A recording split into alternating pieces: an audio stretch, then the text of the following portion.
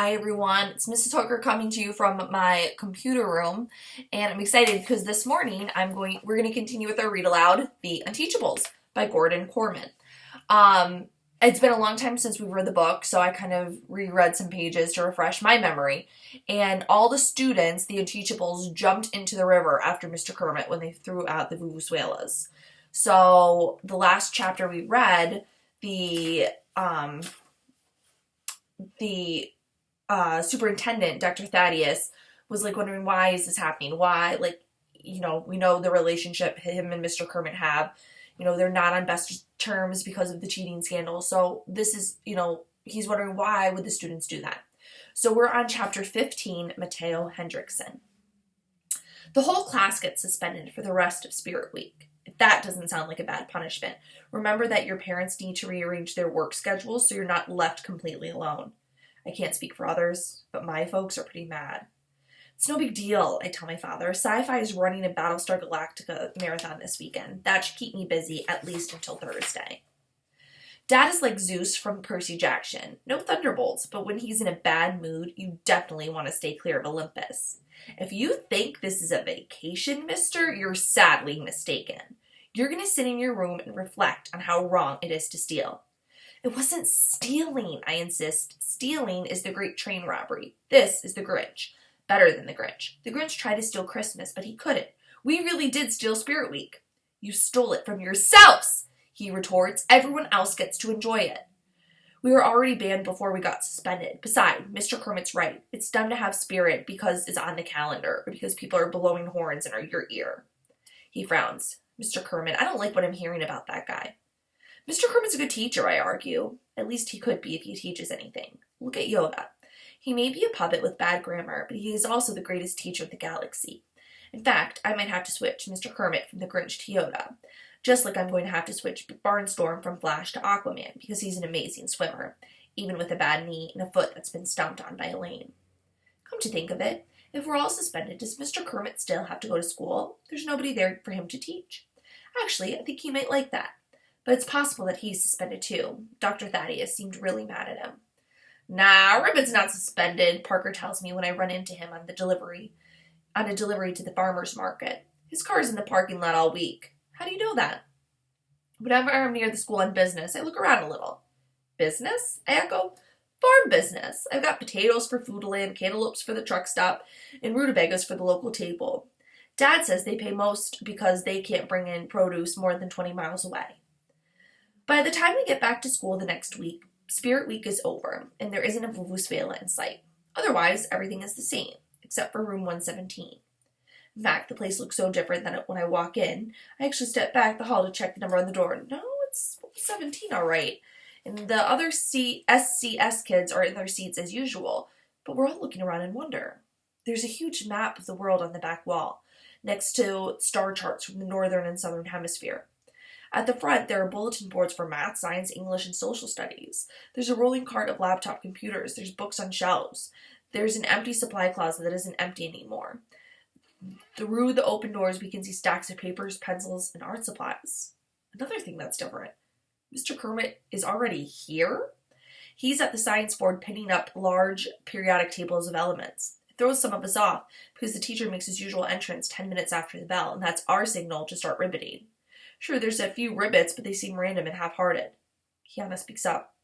Mr. Kermit? Oh! He turns away from the board as if he's noticing us for the first time. Good, everybody's here. Before we get started, I want to say something about last Monday down at the river. I know you were only trying to help, so let's chalk it up to temporary insanity. And, thanks. But next time, not that there will be a next time, please find somebody else to help. But Mr. K, Parker interjects, waving his arms like you'd transformed the classroom. What gives? Mr. Kermit looks around uncomfortable. Well, last week I had some time to spare since all my students were absent, so I did some redecorating. An uneasy murmur buzzes around through 117. It's hard to put my finger on it, but it comes from the fact that this redecoration smells a lot like the school. It isn't a big problem for me. I'm okay with school side of things, but I don't like change. And for sure, this isn't the ribbit we're used to. Where did all of this come from? At that moment, the door is flung open and Miss Fountain breezes in beaming. What do you think, everyone? Isn't it awesome?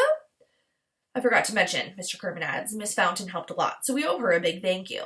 Nobody utters a sound. Our teacher shuffles uncomfortably. Well, Miss Fountain, I'm sure you're in a rush to get back to your students. Miss Fountain is looking around, growing in concern. But where is it? Mr. Kermit seems flustered. Well, there wasn't much space, and in resignation, he walks out to the storage closet and opens the doorway for the rest of us.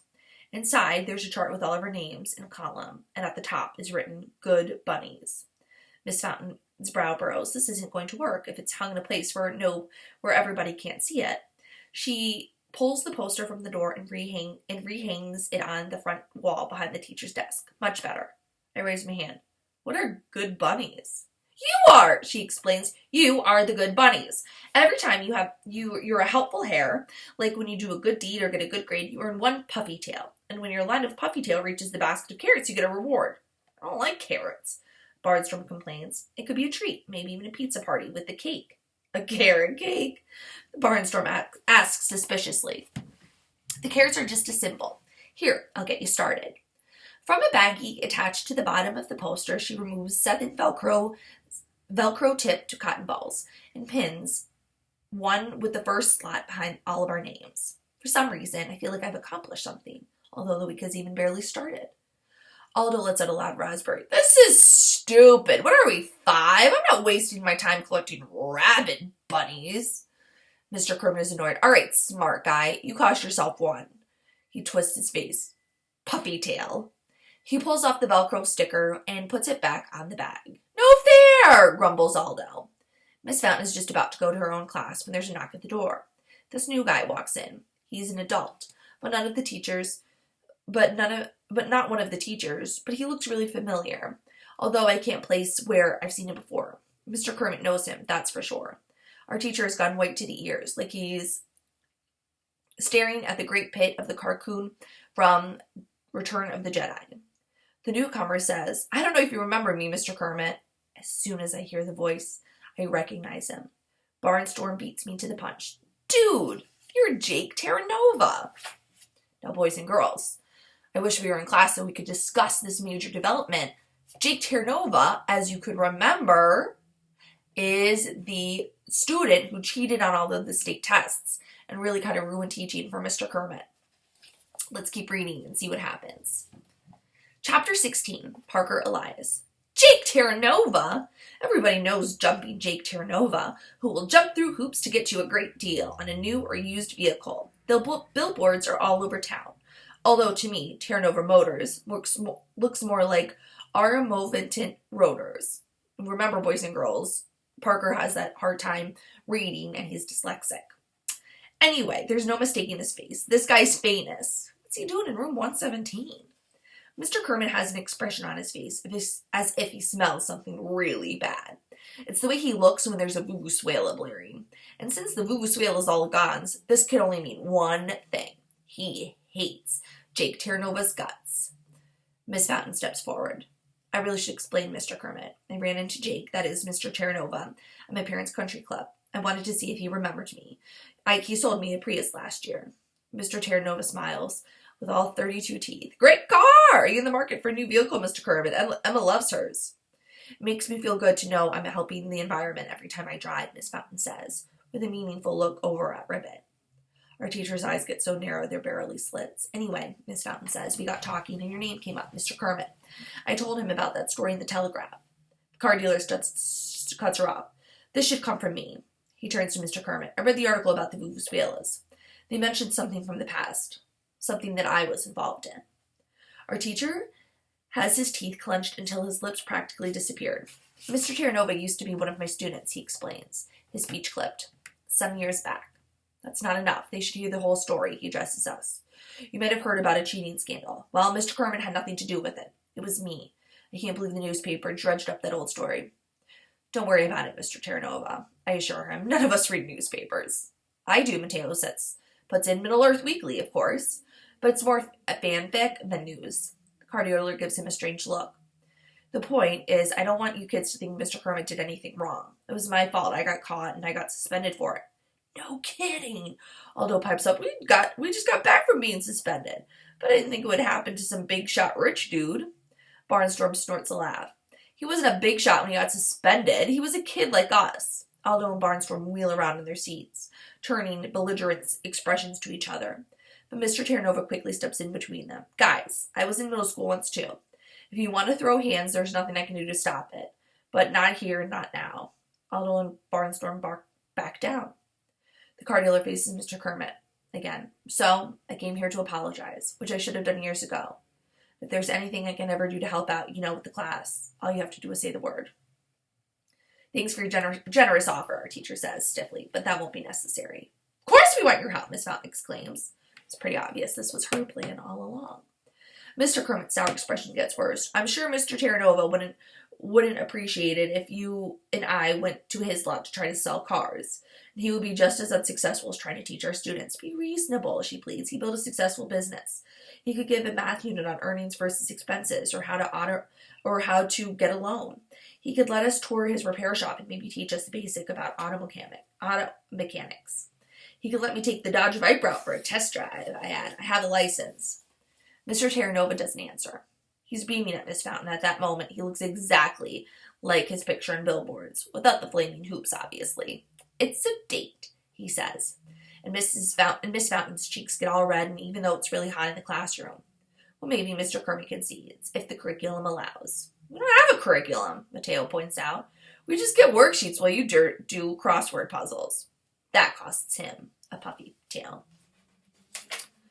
All right, let's read a little bit more. Chapter 17, Mr. Kermit. The good bunny's chart is mocking me. No matter where I am in the room, my eyes are drawn back to the bright pink poster with its white puffy tails. Even at my desk, when I can't see it, I sense it behind me. Knowing it's there is almost as bad as looking at it. As a great temptation it might be, I can't bring myself to throw it out. Emma keeps finding excuses to come over and check on it. She's frustrated no one is earning any puffy tails. She's determined to stick with the teaching style that worked for her kindergartner class last year. Her mother was like that, 100% headstrong when she believed she was right. Middle schoolers won't excel for that kind of infantile reward system, and these particular middle schoolers won't excel if you put 10,000 volts to their soles of their feet. The only thing that motivates them, apparently, is the prospect of dumping mass quantities of vuvuzelos into the river. But that's another story, and a much more bizarre one. I don't like to think about that. There are some questions that should never be answered. My new habit is to get to class before the kids. That way I can be finished with the New York Times crossword puzzle just by the time they arrive. Just because the school saddled me with the worst class in the district doesn't mean I have to pass that disrespect on to the students. They deserve better, some of them, one or two. And anyway, they all jumped into the river for me when they thought their teacher was drowning, and that says something. I'm still not sure what.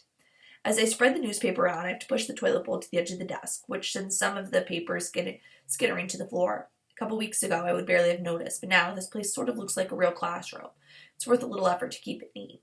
If not, one of those days, Emma might show up with a clean Buddies poster board, and this one will have my name on it. I'm about to toss the papers when I recognize the first page. It's one of my old worksheets accompanied with 4 additional pages of neat handwriting. Kiana Rubini, it reads. The name at the top. I remember her handing in something like this. And come to think of it, she's always a little less out to lunch than the rest of them. I scan a few lines. It's an essay, of all things. It seems to be pretty well written. I read on, draw in her compelling sentences and well-constructed arguments about mass transit. She's really enthused about this project, and she expresses her work beautifully. What's she doing in an SCS 8? This is brilliant work. Any teacher would be delighted to receive an essay like this. Why, back then when I first started out? Vision clouds. That was a long time ago. When teaching was more than a job, it was a sacred mission. I was young and stupid then, and I vowed to never again make the mistake of caring about the students. I cared about Jake Terranova once. Look where it got me. And boys and girls, we are going to stop there for today. So we will continue with our read aloud on Monday. Some things I want you to think about, okay? Why did Mr. Kermit change his whole classroom around? So when the kids got back from being suspended, his whole classroom was changed around. So I want you guys to think about that over the weekend. I also want you guys to think about why was Miss Fountain helping Mr. Kermit change his whole room? So what kind of is the deal with that? And also, we also know from reading previous chapters that Kiana doesn't belong in this classroom. She was just put there and she just decided to write it out because she's hoping that her mom gets finished with her movie and she can go back. So I want you to think about what Mr. Kermit's going to do now with this information that Kiana is really an excellent, excellent student, okay? So some things for you guys to think about. I hope you enjoyed our read aloud today. Stay tuned. I'll have another one for you on Monday morning, and we'll continue with our book, okay? Have a great day, boys and girls, and I'll see you all really soon. Bye.